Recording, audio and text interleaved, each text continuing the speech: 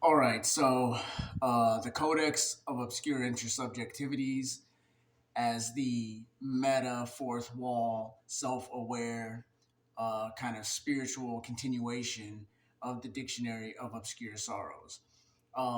There's a million examples I could give of what it is and what it could do, but one that I keep thinking of that's come up lately is like the feeling of being at a restaurant and you go in and none of your coworkers are there. So it's the sort of sensory affliction, the emotional input, and maybe even some could argue an archetype of going into a place that you work, like a restaurant, let's just say, and none of your coworkers are there. So there's that weird, ominous feeling of like loneliness. Um, but you get this information that the reason that none of them are there is specifically because of their religion. So they're taking like a religious holiday or something. Maybe they're Muslim, maybe they're Jewish, whatever it is, that's the reason that they're not there.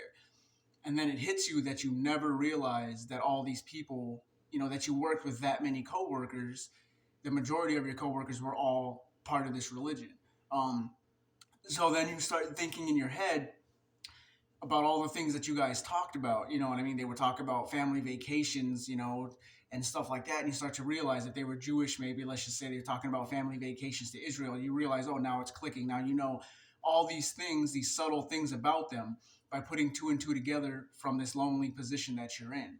Um, so now you have a whole different perspective on everyone you've worked with this whole time and all the interactions you've had, realizing that they're of this particular religion. But then, the fourth wall, codex of obscure intersubjectivities, self awareness comes in when you have a flashback that you had done this to another coworker and they were in the position that you are in right now. So you think back, a few years ago, maybe a different job you had where you took a day off for a religion or for something like that, and a coworker texts you and says, "Aren't you coming in today?" And you say no, for this specific reason, and then they're like, "Oh wow, I didn't know that." They see you differently now, and then maybe if other people were of that religion too, they didn't come in either. So you didn't realize what he was going through at the time because you hadn't experienced it. You see what I'm saying? And so you just wrote it off as, "Yeah, I'm not coming in today." Like, whatever, dude, deal with it. Now that you're experiencing it, you're having this fourth wall thing of not only experiencing this weird sensory input that's foreign to you, but having a self-aware, intersubjective moment of saying, "Oh wow, this is how the guy must have felt when I did it to him." Um, so again, it's like the dictionary of obscure sorrows when they're talking about things like sonder, and like weird emotions of what it's like to come home after a vacation, that feeling, or to go outside and you feel the rain on a warm day. The thing of realizing that everyone has their own like life story. There's all these words for that. And so the reason I'm talking about it is because start to realize that language models will become standard. So psychosynthesis will affect the population collectively in a completely different way when you have a language model as standard from childhood development. So things that we have difficulty with expressing, complex emotions, and deep, nuanced intellectual and psychological situations, like the one I just explained, that are often fundamental to somebody feeling like they're isolated or misunderstood.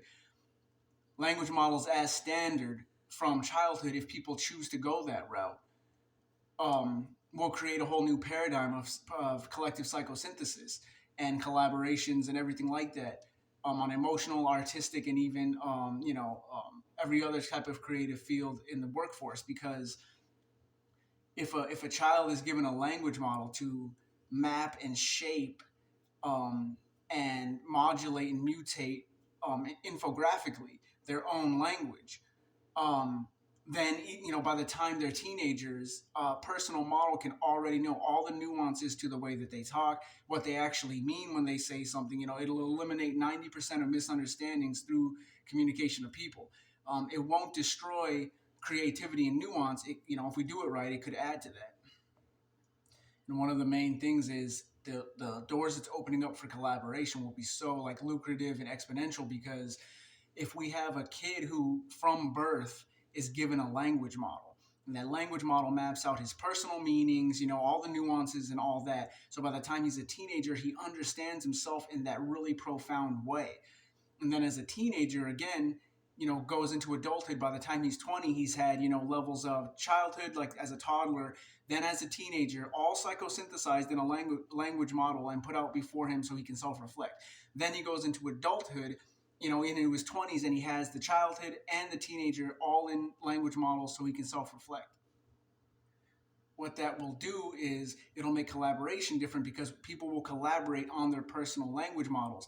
It'll be like deep, intimate relationships, but an exponential explosion of creativity between everybody between those things, because it'll be a transparent version of their actual language and a more understood, mapped out version of it. So when they collaborate, there will be new languages that the model is showing them that they could have never expected, and the whole population could have never expected. This is what's going on now with some people in like the podcast area.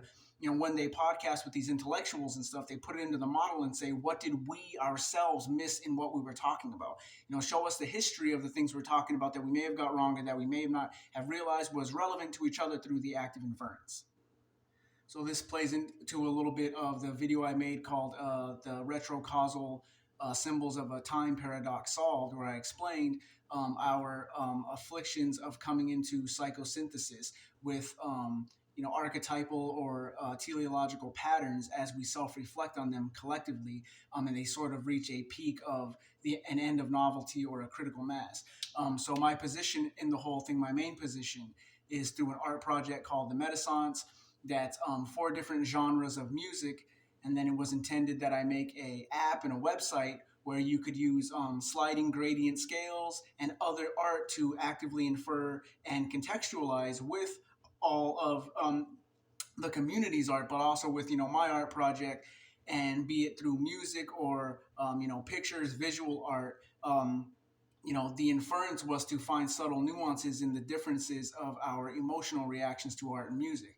So, this would be a huge part of mapping the codex of obscure intersubjectivities, because you would think about things like, I'm so happy that I'm sad, or, I'm sad because I'm happy, or, nobody's emotions are like black and white. There's a huge context of, range there. And, to use the art project as a sort of base to map these things out through gradient scales and different ways of inferring, complex emotions.